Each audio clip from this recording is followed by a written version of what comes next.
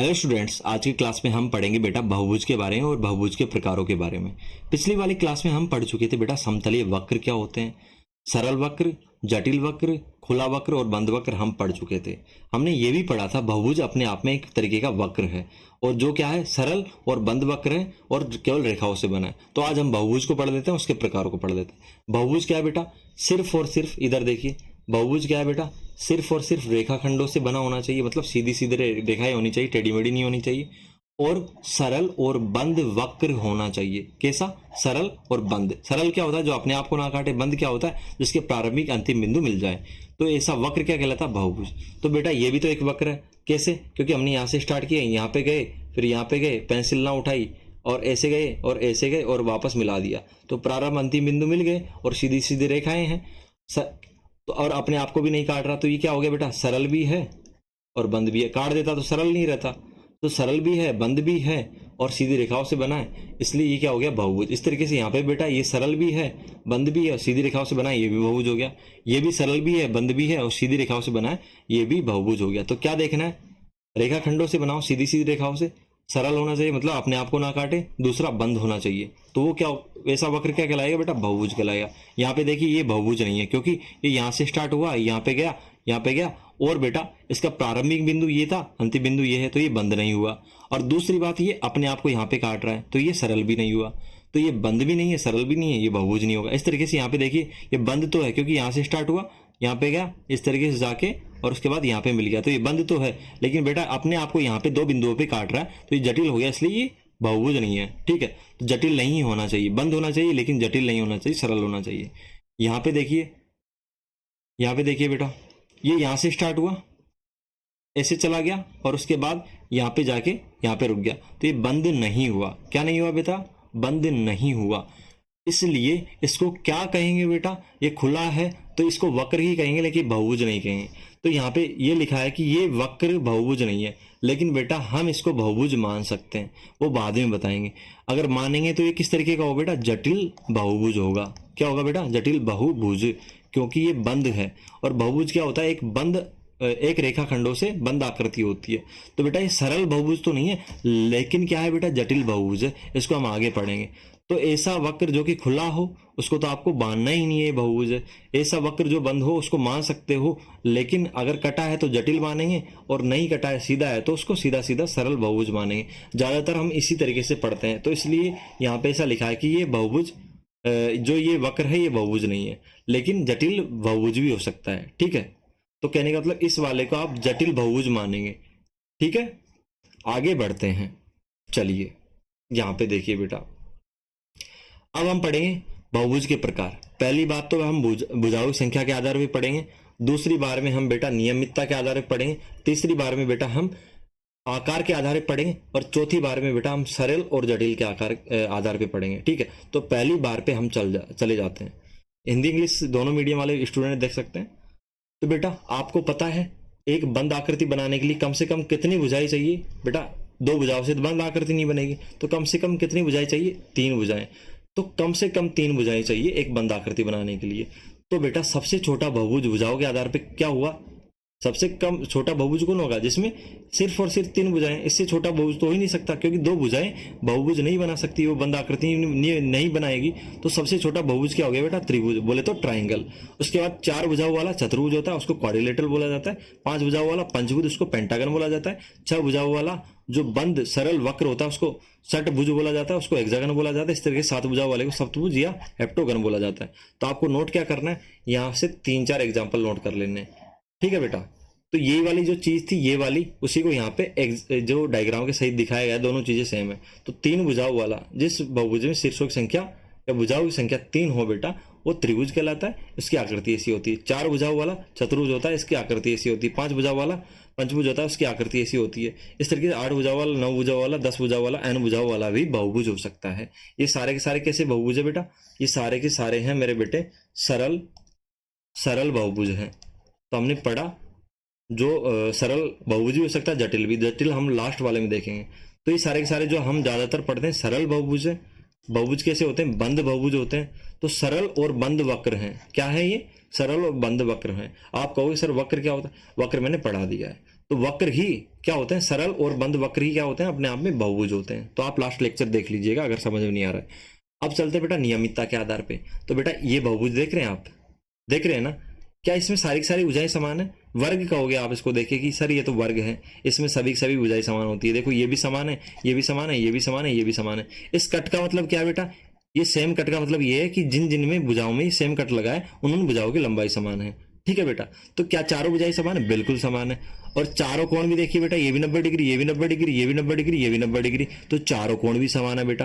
तो ऐसी आकृति जिसमें भुजाएं सारी की सारी भुजाएं, इसमें सारी की सारी चारों भुजाएं हैं, चारों समान है। ऐसी आकृति जिसमें सारी की सारी भुजाएं, सभी की सभी भुजाएं समान हो, साथ में भुजाएं तो समान ही हो, साथ में बेटा सभी के सभी कोण भी समान होने चाहिए। इसमें सभी के सभी कोण भी समान है, तो सभी की सभी भुजाएं समान हुई और सभी के सभी कोण समान हुए, तो ये हो गई बेटा समभुज, बहुभुज आकृति, बहुभुज आकृति। ठीक है, लेकिन अगर मैं आयत बनाऊं तो यहां पे देखिए मेरे बेटे क्या है, आमने सामने वाली भुजाएं बराबर है।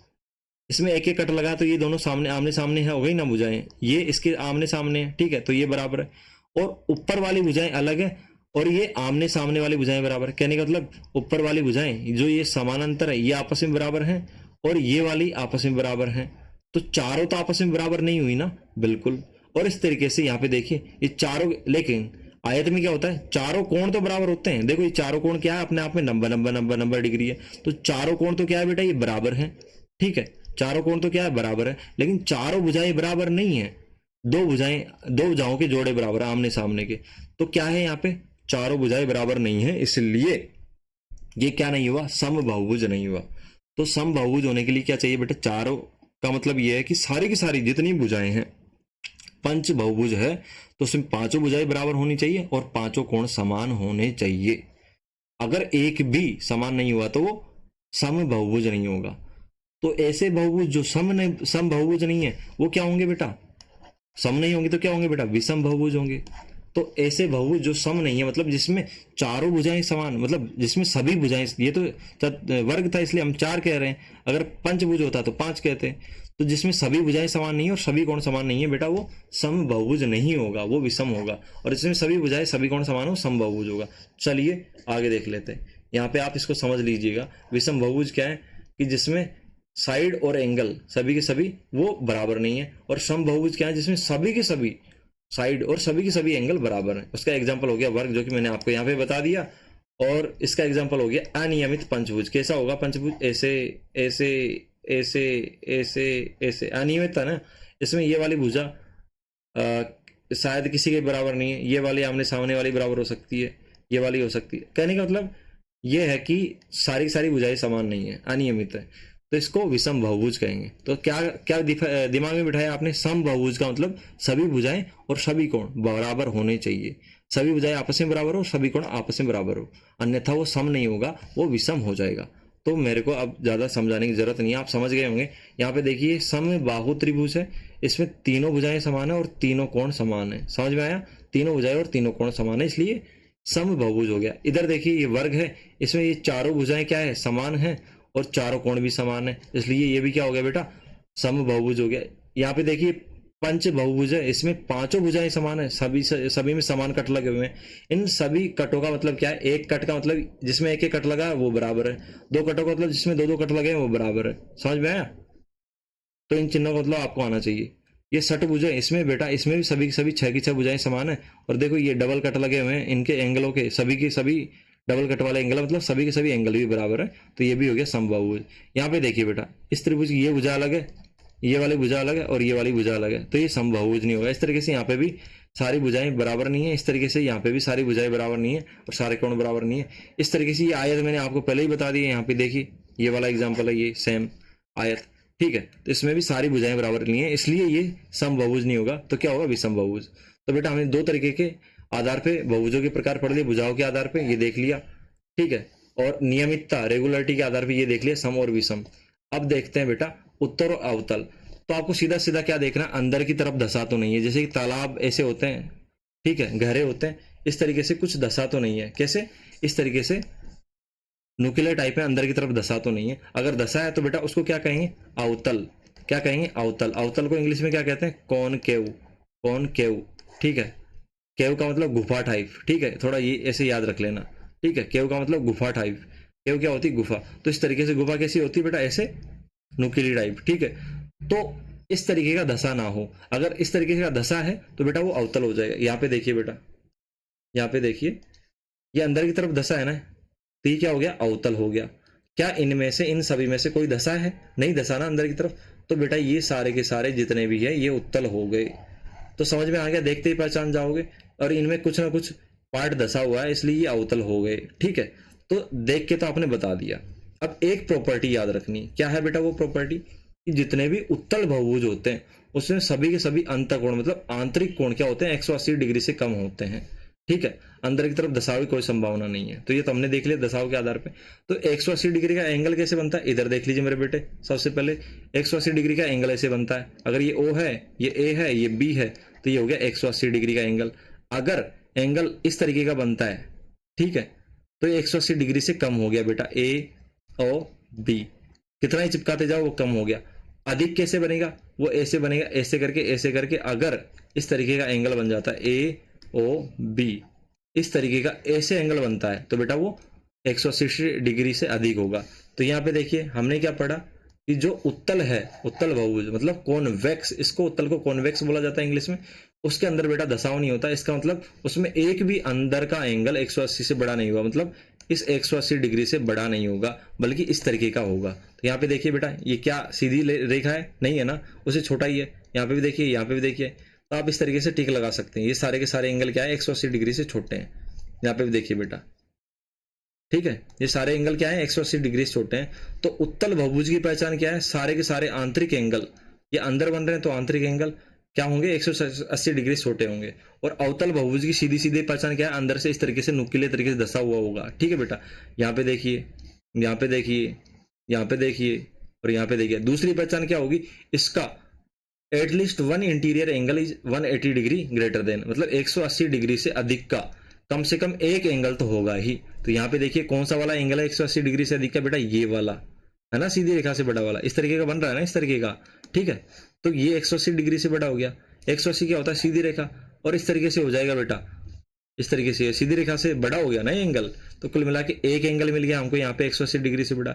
इस तरीके से यहाँ पे भी एक एंगल 180 डिग्री से बड़ा मिल गया। इस तरीके से यहाँ पे भी एक एंगल और यहाँ पे भी एक एंगल। तो ये सभी के सभी अवतल बहुभुज होंगे। तो कम से कम एक एंगल 180 डिग्री से बड़ा होना चाहिए, एक से अधिक भी मिल सकते हैं। तो समझ में आ गया आपको अवतल और अवतल, उत्तल और अवतल। यहाँ पे देखिए सरल और जटिल, मैंने शुरुआत में पहले उसमें बताया था, वहां पे ये लिख रखा था, क्या लिख रखा था, कि ये बहुभुज नहीं है, ये वक्र बहुभुज नहीं है। ऐसा गलत है बेटा, ये बहुभुज है, ये वाला नहीं है और ये वाला कतई नहीं है। लेकिन बेटा ये वाला है, क्योंकि ये अपने आप में बंद है और सीधी रेखाओं से बना है, तो ये बहुभुज तो होगा, लेकिन काट रहा है अपने आप को, इसलिए ये जटिल होगा।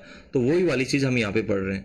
तो बहुभुज क्या है बेटा, सरल और जटिल प्रकार के भी होते हैं। तो यहाँ पे देखिए सरल क्या होगा, जो अपने आप को नहीं काटेगा, क्या होगा, वो सरल होगा। तो यहाँ पे ये काट रहा है क्या, वर्ग अपने आप को नहीं काट रहा ना, तो ये क्या हो गया बेटा, ये सरल हो गया और बंद हो गया। तो ये क्या होगा, सरल और बंद वक्र है, इसलिए ये क्या होगा बेटा, सरल बहुभुज होगा। कैसा बहुभुज होगा, सरल बहुभुज।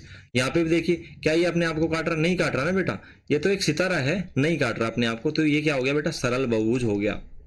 सरल है और बंद है, तो कौन सा बहुभुज हो गया बेटा, सरल। लेकिन यहाँ पे देखिए, ये सितारा कैसे बना, मैं बना के बताता हूँ आपको।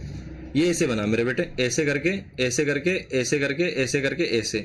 तो बेटा इसमें पेंसिल उठी नहीं, तो ये वक्र है, वक्र है तो बेटा ये बंद है। हाँ बिल्कुल ये बंद है, प्रारंभिक अंतिम बिंदु एक जगह मिल गए तो बंद है। तो बेटा ये वक्र है, किससे, सीधी रेखाओं से बना है। सीधी रेखाओं से बना होने के साथ साथ बेटा क्या है, ये बंद है। तो ये क्या होगा बेटा, वक्र तो है और बंद भी है, ठीक है। वक्र किस तरीके का है, बंद है और जटिल है, ठीक है, बंद है और जटिल है। तो बेटा सीधी रेखाओं से बना होने के कारण और बंद होने के कारण ये क्या होगा, बहुभुज तो होगा, बहुभुज तो होगा बेटा। लेकिन कौन सा बहुभुज होगा बेटा, जटिल बहुभुज होगा। तो ये कौन सा बहुभुज है मेरे बेटे, ये जटिल बहुभुज है। कौन सा बहुभुज है, जटिल बहुभुज। तो समझ में आ गया आपको जटिल और सरल कैसा होता है। यहाँ पे देखिए सरल बहुभुज ऐसा होगा जो अपने आप को, जिसकी भुजाएं एक दूसरे को नहीं काटती है। और जटिल बहुभुज क्या होगा बेटा, जिसकी भुजाएं एक दूसरे को काटती है। ये तारे का एग्जाम्पल क्या है, सबसे बेस्ट एग्जाम्पल है जटिल बहुभुज के लिए। तो कोई भी आज के बाद आपसे पूछे क्या ये बहुभुज है, तो आपको कह देना है जी हाँ ये बहुभुज है। लेकिन सरल नहीं है, जटिल है। तो यहाँ पे जो लिख रखा था एनसीईआरटी से मैंने उठाया था, मेरे हिसाब से ये नहीं लिखा होना चाहिए। वक्र जो बहुभुज नहीं है बेटा, ये बहुभुज तो है। कौन कौन सा नहीं है? ये वाला नहीं है और ये वाला नहीं है, बट बीच वाला तो है कम से कम। कौन सा है? जटिल बहुभुज। तो हमने सारे के सारे बहुभुज पढ़े, 4 आधार पे हमने बहुभुज पढ़े, ठीक है बेटा। आकार के आधार पे, सरल जटिल के आधार पे, दूसरा नियमितता के आधार पे, और पहला भुजाओं के आधार पे। तो आपको समझ में आए होंगे बेटा, और समझ में आए हैं जिस बच्चे ने देखा है तो उसका पहले एक चीज और देख लेते हैं, अभ्यंतर भाग और बहिर्भाग क्या होता है। बेटा किसी भी वक्र के अंदर का भाग अभ्यंतर भाग होता है और बाहर का भाग बहिर्भाग होता है। बस इतना ही बताना। तो जिस बच्चे ने अच्छे से सावधानी से देखा होगा, अच्छे से समझा होगा, उसका चेहरा कैसा होगा बेटा? बिल्कुल ऐसा होगा। और जिसने नहीं देखा होगा, बीच बीच में स्किप करके देखा होगा और अच्छे से नहीं समझा होगा, उसका चेहरा ऐसा होगा। तो थैंक यू फॉर वॉचिंग, बने रहिएगा, हम देखते रहेंगे बेटा इस तरह के कंसेप्ट यहाँ, और आपको सारी की सारी चीज़ें क्लियर करवाते रहेंगे।